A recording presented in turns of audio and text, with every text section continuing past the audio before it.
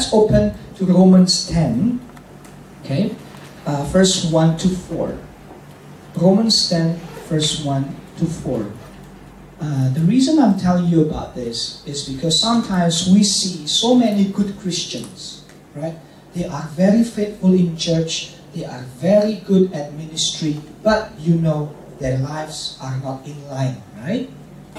Have you ever met a good Christian, you know, church-going Christian, but very menyebalkan, atau menyebalkan, but very help me, very irritating, right?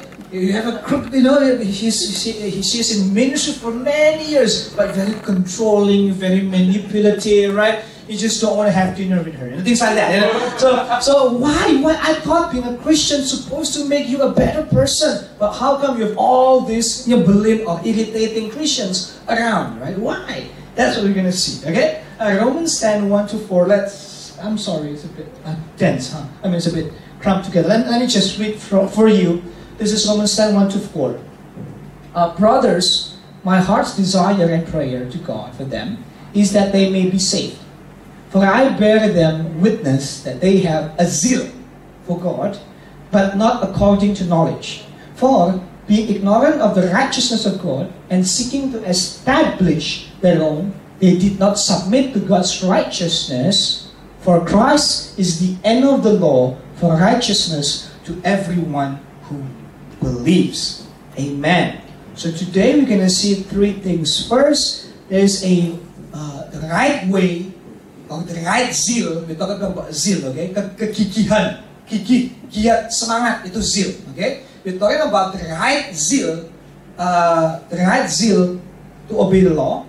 Second, we'll look at the wrong kind of zeal and what is the consequence. And finally, we will look at the place of Jesus, or the role of Jesus in God's law. Okay? So the wrong kind of zeal, the right kind of zeal, the wrong kind of zeal and the impact, and finally the role of Christ in God's law.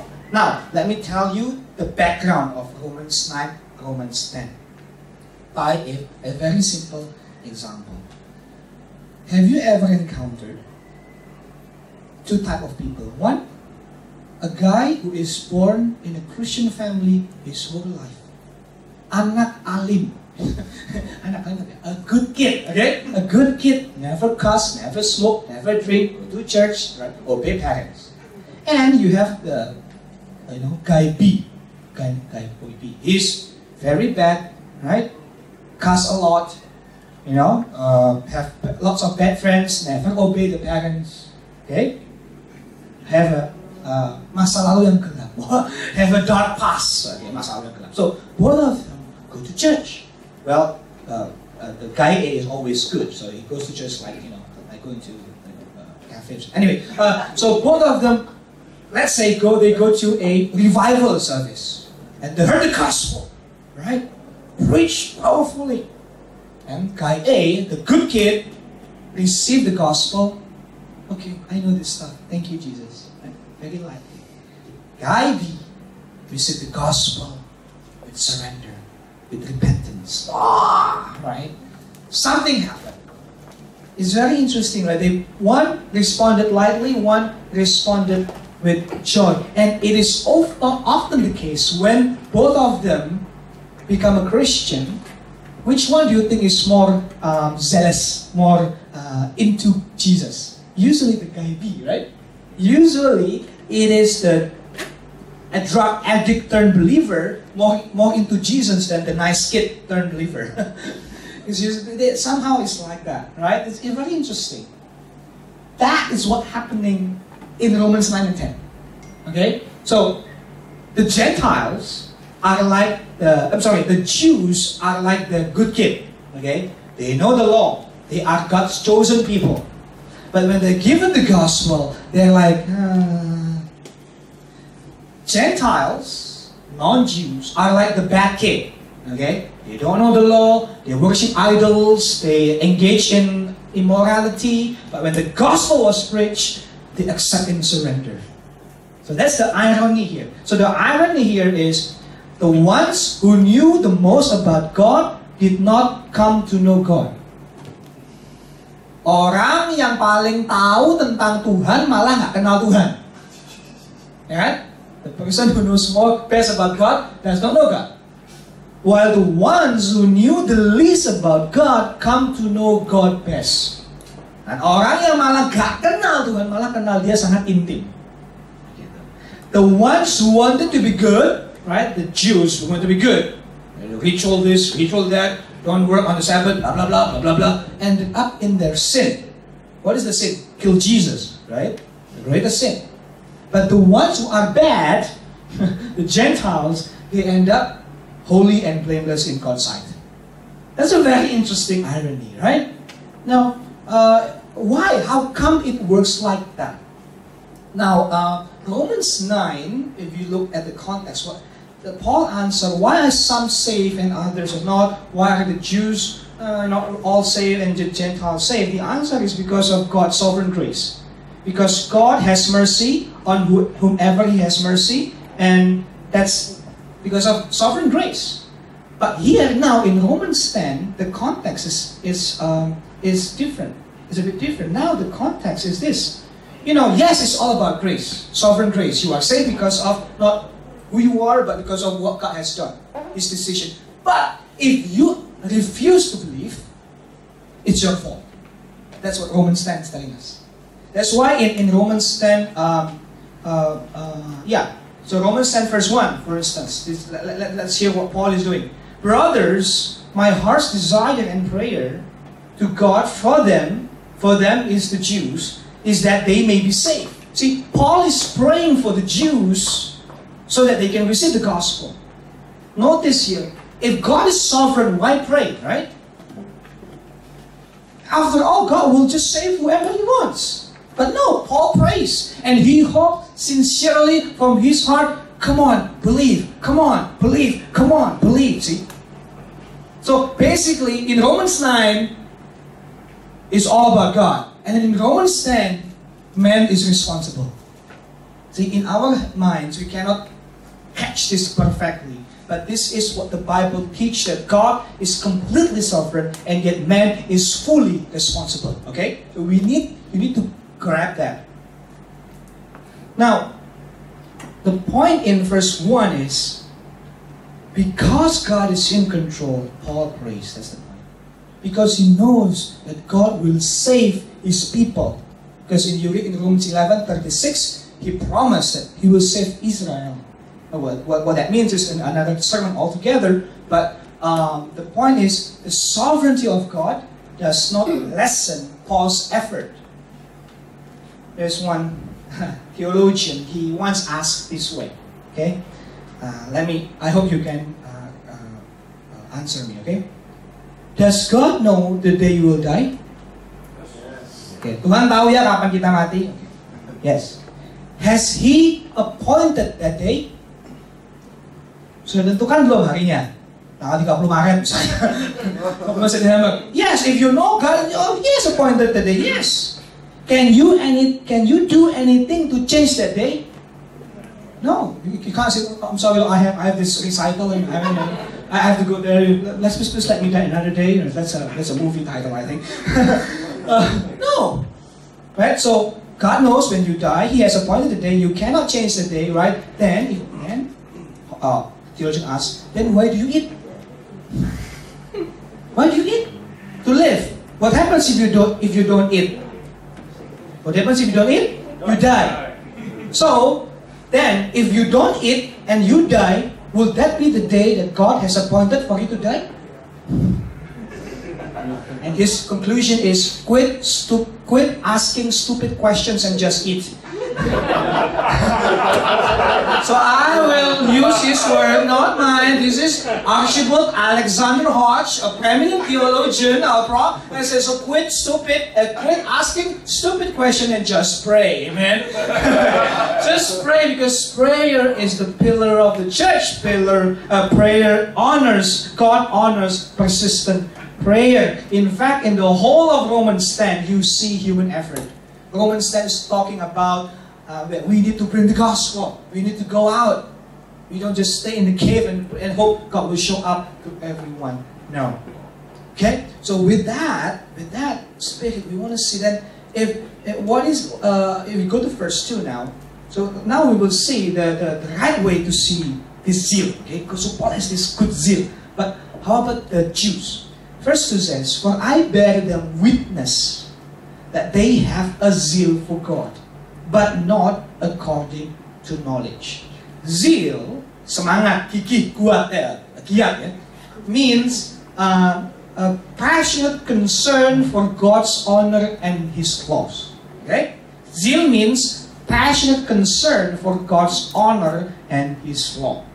And Israel has lots of tradition, has a long tradition in terms of zeal. For instance, in the Old Testament, you have this prophet, an eccentric guy, who after defeats his 450 enemies, Elijah and Baal prophets and Bavarian prophets. Not only I win, but he also he killed them, right? He slaughtered them. That's zeal. That's zeal, right?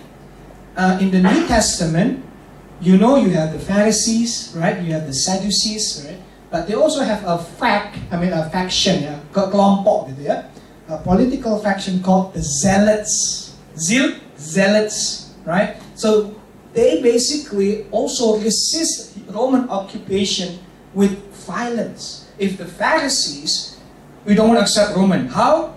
By living a pure life. Right? That's the way of, that's the quote-unquote that way of protest. But the Zealots took another way. We don't want to accept Roman occupation. How? By military violence. Zeal, again, you get the point, right? Zeal for God's law, zeal for God's honor. In fact, when Paul talks about zeal, he knows what he's talking about. He knows best. Because in Philippians 3:6, it says that he was zealous for persecuting the church. Right? Paul is zealous for following the law. The guy knows about the zeal. And yet, here he's talking about you may have a zeal for God, but not according to knowledge. You can be wrong about your zeal. So what is actually, why are they so zealous? What is their motivation now? This is important. Let me tell you how the story goes. So right, in the Old Testament, God gave the people of Israel His law, right? And then what happens is a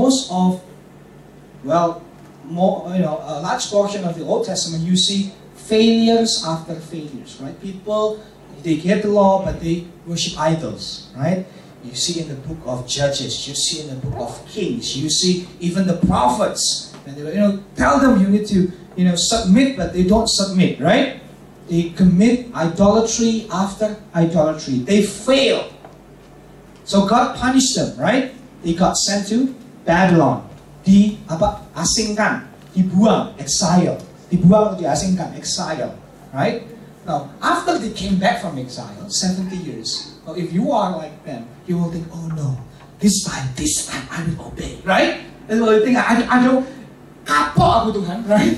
This is enough. There's no kapok in this, right? What's kapok? Okay, this is another way. I don't want to experience that, Lord. Now this time, with the leadership of Ezra and Nehemiah, right? They say you have to obey. You have to submit to the law, so that you can get, you are no longer under another nation.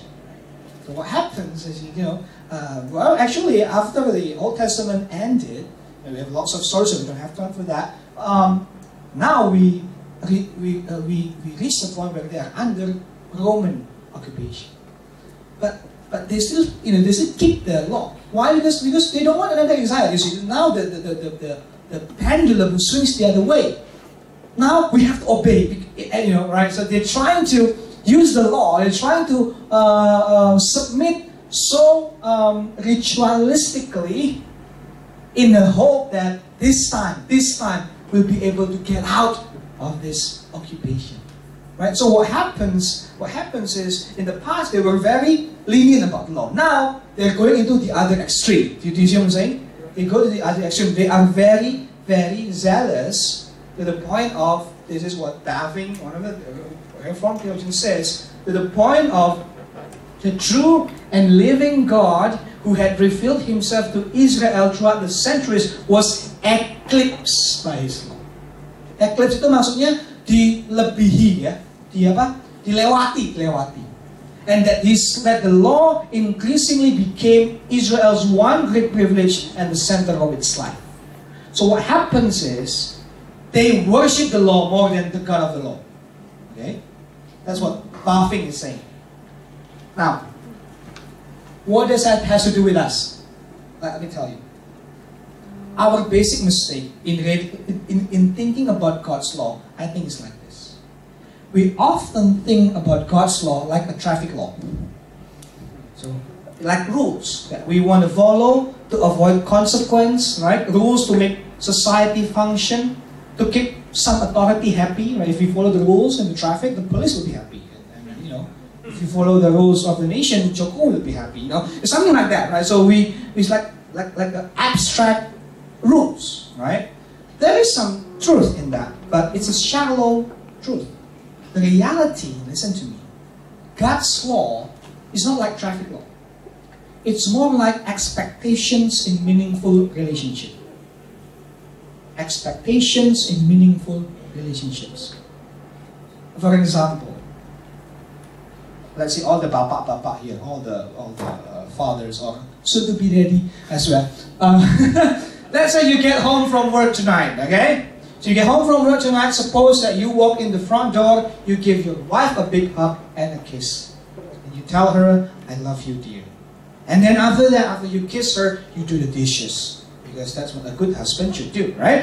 And then after that, okay, the dishes, clean everything else, and you look at your eldest, oh, she's struggling with her homework, and tomorrow she has a quiz, so you help her out. Right? You help her, you are your eldest. And then you look at your youngest, she's tired, but she cannot sleep, so you read her a bedtime story. And after all of that done, you sit with your wife, simply spend the rest of the evening talking with her about your day. How are you, dear? What did you do today? How are you? Things like that. So they have some intimacy. Now, what do you think your wife would respond to all of these actions of yours? Well, perhaps first of all they might be surprised. Oh, what happened? Tumben, gitu kan ya. Maybe the first time maybe they were shocked. Oh, this is very occurrence. Did you eat something wrong today? But then, let's go past that. What happens most likely is when you do this, your wife will be pleased and they'll be happy. Thank you so much, dear. You are a wonderful husband today. You know, right? But that thing is now. What happens if actually what happened behind the scene is more like this? You want to enter the door, right? So before you enter your house door, you open your phone, and you open your notes, and you see checklist, how to be a good daddy. Checklist number 1, hug your wife. Click. Number 2, do the dishes, okay? Number 3, help your children. You see? So, and after all of that done, you talk with your wife, she's complaining, you say, you're going, what's wrong? I mean, I did all the list. Look at that. It's all check, bro. I mean, sis, it's all check, right? And you're wondering what happens, right? And when your wife saw that, do you think she'll get angry or not? Of course. What? I mean, so that means you're just kissing me and you're hugging me because you have to, because it's some good daddy rules, or because you want to? It's ridiculous, right? Marriage will not work that way. It will not work last. I mean, it won't go last anyway. So, I know it's silly, right? It's silly in human relationship, but sometimes that we may not realize, we often think this is exactly how God works. So God comes with a pad and says, okay, Israel, it's a checklist for you to do. Go. Don't murder, check. Do not commit adultery, check. Don't steal, check. Don't mix 2 different kind of clothes. You know that part weird, but check, right? You know, I mean, checklists are good for doing chores, right? Checklist itu bagus untuk menyelesaikan kerjaan rumah tangga, benar sih, gitu loh. But they are terrible for relationships, right? You can't do, okay, love your wife, check. No, there's no such thing, right? Love your kid, check, okay. Oh, It doesn't work in marriage. It doesn't work with God either. See, the point of this is that it is a mistake when you think of God's law like do's and don'ts that people follow to keep God happy. God's law is like a checklist. I almost forget. It's like a checklist. But it's more like this, I think. That the law was never about establishing a relationship. Establishing itu membentuk, ya, mendasari. The law is more about expressing the relationship. For only meaningful relationships have rules. Hanya hubungan yang bermakna punya aturan. I mean, just simple. Why are there rules in school? You must not do this, students must wear this. Why? Because rules say, students, you are important to us, right? We want to help you grow to be a good citizen. If there are no rules in the school, the message is this: I don't care about you. Just do whatever you want, right? Rules are love, actually. We sometimes forget this and we look at God's law as very abstract. Because God doesn't want us to have fun, so He gives us all the rules. No, you're wrong. Because you matter to God. That's why He gives you rules. Because He wants to have a relationship with you, a relationship that lasts. That's why He gives you rules. This is the right way to view God's law. Not as a burden, not as a way, okay, let me do this thing so much, then God will accept me. That's not the gospel, that's religion. But it's about, thank you, Lord, you have saved me. Now I have this law inside my heart, and I do this as an expression of thanksgiving, as a way to live in your kingdom. That's the right way to see the rule. That's the right zeal, okay? The right zeal. But unfortunately, some of us, or at least the Jews here, they have the wrong kind of zeal. Okay? In verse 2 it says, they have a zeal for God, but not according to knowledge. What is that knowledge? Well, the knowledge is about that righteousness comes not by doing more, not by taking, marks on the checklist. Righteousness comes from faith, right? From grace through faith. Righteousness comes from Jesus. Okay? And verse 3, let's see, if you go to verse 3, for being ignorant of the righteousness of God, so what they are doing then, they are seeking to establish their own. They did not submit to God's righteousness. So in verse 3, Paul is giving a warning for all of us, actually. And the context is for the Jews, but basically it's a warning for everyone who is prone to pride. For everyone who boasts in their own works. For everyone who thinks that as long as I'm a good person, I'm okay. That's basically the warning. So specifically, what the Jews are doing, they are trying to establish their own righteousness. They have their own standards. I think this is quite interesting. For example, it's been told that the Pharisees and the scribes, they have many regulations, right? They say about 613 laws, and they added some stuff, and lots of rituals, lots of rules, and in one particular section of the Talmud, that's a commentary of Jewish laws. There are, about the Sabbath, right? All the stories in the Gospels that in the Sabbath you must not work. It's basically that simple. But what does it mean to work, right? And in the Talmud, there are actually 24 chapters on Sabbath laws. Chapters, okay? Not 24 pages. 24 chapters on the Sabbath laws. For instance, okay, these are the laws that they create. Okay? 1. No one can carry a load heavier than a dried fig. Dried fig itu buah ara, saudara. Buah ara itu apa? Coba di Google. Buah ara itu kecil loh pokoknya. Gak boleh bawa. No, you cannot carry. It's too heavy. Okay? Smaller, okay lah. Then, throwing an object into the air with one hand and catching it with another is prohibited.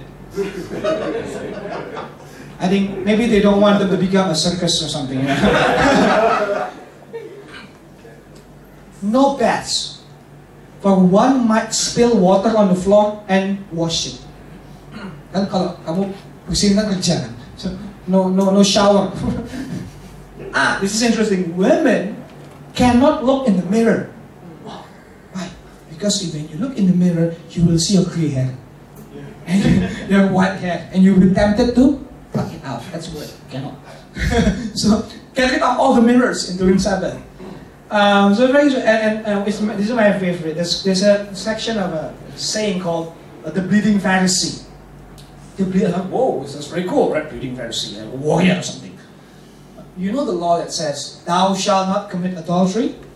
Right? You know, right? So what happens is, in order to obey that law, some Pharisees, they have a rule against talking or even looking at women who were not their wives. So they would walk with their heads down. Ada cewek, lari. So what happens if you walk around Palace, Jerusalem or wherever, you keep your heads down. Jatuh. You hit stuff, you kepleset, you slip down, because you are not looking, right? You're not looking, so that's why they have the title the bleeding Pharisee. Because they bled, they benjol, right? Because they don't look at women, they fall and trip all over the place. And the irony is they're very proud of their, wound. That's how the rules are made up. I mean, you're laughing now, but today, some parts of the world have very strict religious rules. I mean, I went to study in a Baptist seminary, Southern Baptist, during, in the past, maybe in the days of 30, 40 years ago. The southern part of the U.S., fundamentalists, that's what they call it. They frown upon wearing shorts, They frown upon jewelry, makeup, dancing, rock music, bowling. I don't know why they don't like bowling. And most sinful of all, for Southern Baptists, they know that the most sinful thing to do is alcohol. So there's like a no-no and a big and no. That's what they do. And there's a great revivalist, Charles Finney. He refrained from drinking coffee and tea. Because he said tea and coffee maybe in my head, I think I'm trying to make sense of his rules, and he won't put pepper, mustard, and vinegar as well in his college, Oberlin College, that's what he founded one. Why? Because those like coffee and tea, what are those? They are stimulants, right? They make you more, aggressive or something. Step away. So no stimulants, no coffee, no tea. I mean, I thank God that I'm not his son, I love coffee, so it's like, no, Dad, you do your own thing. I mean, and that's in the Christian. This is a Christian example. But all of us living in Indonesia, living in Muslim countries, right? They have what? The Sharia law. That's a way where they enforce certain behaviors, right? And when they disobey, they got punished. It's the same principle. And if you've been to Israel, you've known there's in some hotels in Israel they install what? Shabbat elevators, right? It's elevator sabat itu. So basically, you don't have to push the button and the elevator will stop on every floor, so you don't work like that. I mean, my prayer is I just don't get stuck in that elevator where I want to go to the bathroom. And that would be like a nightmare. Oh, that's the 10th floor I'm holding. But that's what was going on, see, sometimes. And these are some examples, silly in a way, of some wrong kind of zeal. But the problem that because they have all this standard, right? All these rules, the Bible says they did not submit to God's righteousness. Meaning, I'm not going to rely on Jesus. I'm not going to submit to what Jesus has done. I'm going to rely on my works. I'm going to rely on keep doing these rituals. I'm going to focus on being a better moral person. Focus all on behavior. Now, what happens if when you are zealous for that? There's some consequences. First of all is this. Consequence of wrong zeal. Usually, what happens is when you focus on your own works and you don't focus on Christ, you focus on external secondary things, not internal primary things. You focus on the small stuff.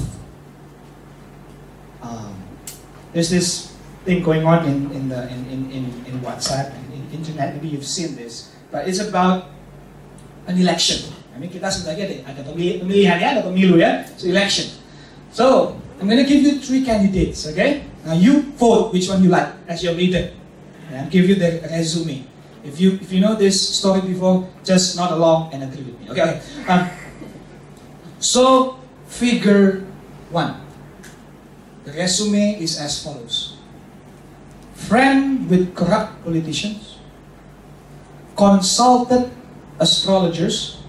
Jadi kalau dia, if he has trouble, he will go to astrologers. Kayak dukun gitu ya, yang perbintangan. Astrologi, bukan astronomi. Astrologi, different, okay? Astronomy is a science. Astrology is I'm not sure what. So, friends with corrupt politicians, consulted astrologers, have 2 wives, a chain smoker, drank 8 to 10 times a day.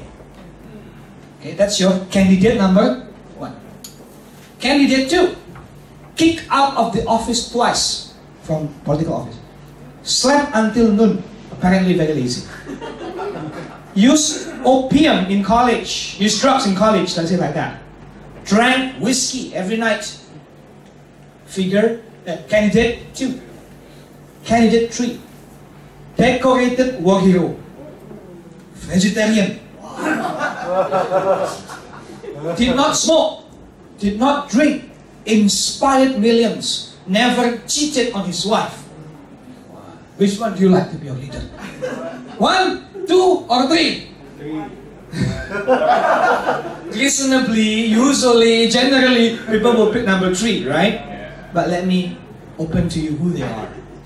Candidate number 1 is Franklin Delano Roosevelt, the 32nd President of the United States, one of the best leaders the US has ever known, I believe.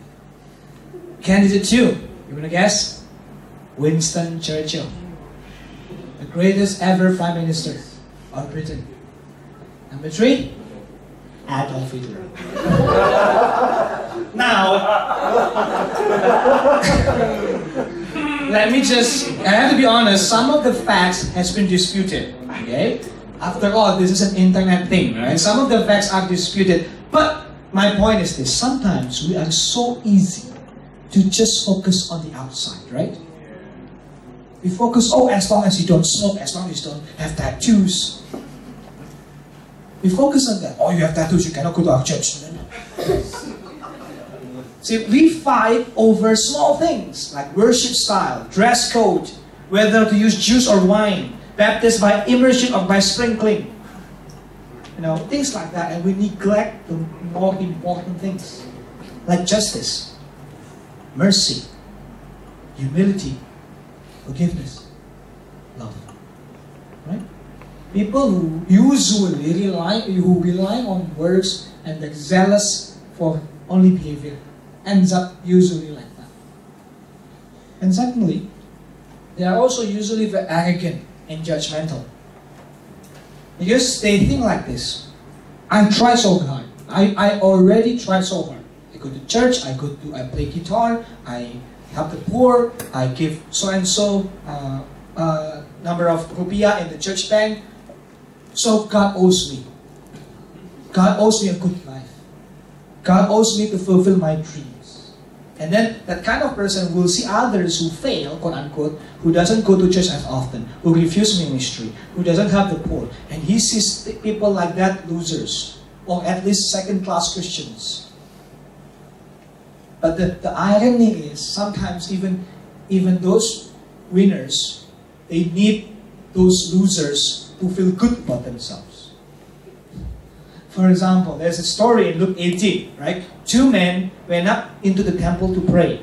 One is a Pharisee, one is a what? Tax collector.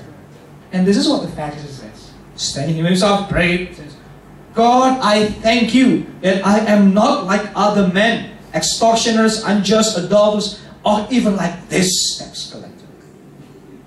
Now, I think it's funny that he mentioned that guy. So it's like saying, if you're not there, I don't feel good about myself. It's like the rich needs the poor to know that they are rich. You know what I'm saying? So it's like the healthy needs the sick to know that they are really healthy. To know, oh, I'm not as bad as you, right? That's dangerous. Because God says what? Isaiah says, even your righteousness, your righteous deeds are like filthy rags. We should not compare with other people. We should compare ourselves with God. For the proof of spiritual maturity is not how pure you are, but awareness of your impurity. Bukti dari kedewasaan rohanimu bukan seberapa salehnya kamu, tetapi seberapa kamu sadar akan kenajisanmu. And I think you will see many Christians over centuries that they will say, the closer you are to God, the closer they feel that they are a sinner. And the closer they realize, I still have this thing. And let me tell you, I will be a proud pastor if all of you is more spiritual than me. That's the goal, man. Because the more I go to the Lord, I feel I fail at so many things. And Yancy got it right. I think, oh, it's cut off. Well, it says that very awareness of our impurity opens the door to grace. When we realize how sinful we are, how fall short of the standard we are, we look to grace. We rely on grace. Okay? And finally, consequence of wrong zeal. This is maybe the saddest of it all. The saddest of it all. That people usually are less honest with themselves, with sin, and lead to hypocrisy. You see, because when you steal stuff in the department store. I mean, I'm not accusing you. I'm just saying, if you forget to pay, let's say you forget to pay, right? You will walk on that sensor, right? And then it will let you know, hey, you forgot to pay, right? There's a sensor of thieving. I don't know what to call it. Now, sometimes in the church, we also have like that. Or at least the impression of that sin sensor. So if you go into the church, oh, no, I don't want to go to church. Because when you bring your sin to church, you feel like they won't accept me. So what ends up happening is you hide, right? You don't deal with your sin. Because in church, no one is allowed to be a sinner. That's the irony. No, everyone learns how to look spiritual. Right? In church, no one is allowed to be a sinner. Everyone learns how to look spiritual. And I also can say, the pastors, we are not necessarily the most spiritual figure of the church. We are paid the highest to look spiritual, yes. We are paid to look spiritual, but not necessarily spiritual. The point is, if we don't create a safe environment where people can come as they are, we are not acting like a church. Because who flocks around Jesus? Is it the Pharisees? Is it the scribes? No. The tax collectors, the sinners, the prostitutes, the women, all the trash, quote unquote, of the society. So if our church doesn't look like that, we might not be following the right Savior. So the challenge for the church is we must make our church not sin-friendly, but sinner-safe. Okay? Not sin-friendly. We must not compromise on sin. But we need to make it sinner-safe. And when you come, it's okay that you fail. You are a sinner, so do I. But Jesus is good. Let's deal with this together. That's why there's a church, a close friend of ours, is they have a tagline is, bukan tempat orang sempurna. Not the place for perfect people. I like that kind of life. But it's copyright, you cannot use that. So we need to come up with other stuff. Anyway, So let's remind us of that. So finally, look at verse 4. Yeah. For Christ is the end of the law for righteousness to everyone who believes. So we look at the right kind of zeal, the wrong kind of zeal, and then we look at the solution. How that we have this, how to make sense of it all. And the key here is that Jesus is the end of the law. That means, literally means the end of the goal of the law. There has been lots of debates about this verse, very difficult to translate, but let me help you out. I think the main point is quite clear. Okay, what he's telling us that Christ, when Christ came, he brought the age of the law, or the era of the law, to an end. Okay? The era of the law has now ended. Now comes the era of faith. The era of Christ. That's what he's saying.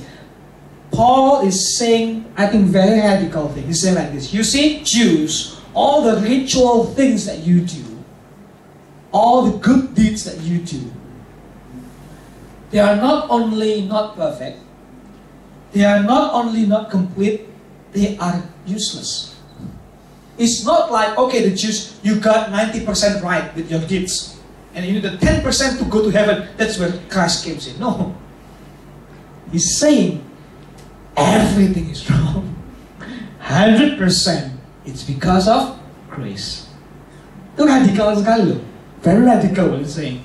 It's very menyinggung. Yeah, it offends people. That's saying. I mean, not because of you, no matter how good you are. Because that means we are telling the world that all those good people that don't believe in Christ, their good deeds are not really good. And that's offensive, very offensive. But that's what Paul is saying, and that's what the Bible is saying. So what he's saying is, it doesn't matter how zealous you are about good things, if your zeal is wrong, it's wrong. It does not lead to salvation. And so here we are shown, so what is the true nature then of the law? So that means, hopefully by now you understand that we are given this law so that we can be shown we fail. That's the point. We cannot uphold the standard. It's too far from us. And Paul, therefore, his conclusion, I think, can be found in Galatians 3:24. He says the law has become our tutor. Hukum Taurat menjadi penuntun kita. Tutor, penuntun. Yang tutor itu bahasa Indonesia kayak les gitu ya, apa guru gitu ya. So the law has become our tutor to lead us to Christ, so that we may be justified by faith. If you think about it, sometimes you often think, oh, just give us laws, don't give us Christ. If you think that the law is boring, hard to do, Jesus is good, sweet, just believe, right? His commandments are easy, totally wrong. Jesus' commands are way harder. Then think about it. It's easy not to murder, but it's very hard to forgive. Right? Very hard to reach out in love. Very hard. It's easy to avoid adultery. Just go live in the forest somewhere. But it's hard to keep your thoughts pure. It's hard to keep a marriage alive. It's easy to pay tax, but it's hard to serve the poor. Basically, it's easy to not do bad things, but it's hard to do the right things always. And what does God require of us, if not perfection? That's why one theologian puts it like this. I love this saying. A low view of law leads to legalism in religion. A high view makes one a seeker after grace. Maksudnya, kalau kita meremehkan hukum, ujungnya legalisme, ujungnya agama. Tapi kalau kita meninggikan hukum, ujungnya itu kita menjadi pencari kasih karunia. So Christianity does not lessen the law. Grace comes in, just believe, all is forgiven. No. It's the other way. You forgot. Christianity is like one church father says, it's like a mud lumpur is commanded to be a god. lumpur diperintahkan jadi Tuhan. Impossible. The story of our Christianity is not the story of moral project. The story of our life is a journey with Jesus. Because Jesus not only saved us from our sins, I also believe that He also saved us from our righteousness. That when we think we have done good enough things, we're wrong. Because the opposite of sin is not virtue. Virtue itu kebajikan, ya. The opposite of sin is faith, is grace. Because we can never be good enough. We can only put our faith in God who has forgiven us, adopted us as sons and daughters to be able to be good. And I'm going to close with this. But Jacob always says this, that in Christianity, goodness is not the ground of salvation. Goodness is the purpose of salvation. Kebaikan bukan syarat keselamatan. Kebaikan adalah tujuan keselamatan. So we must start. The ground is Jesus. The purpose is living a good life for His sake and for our joy. Let's pray.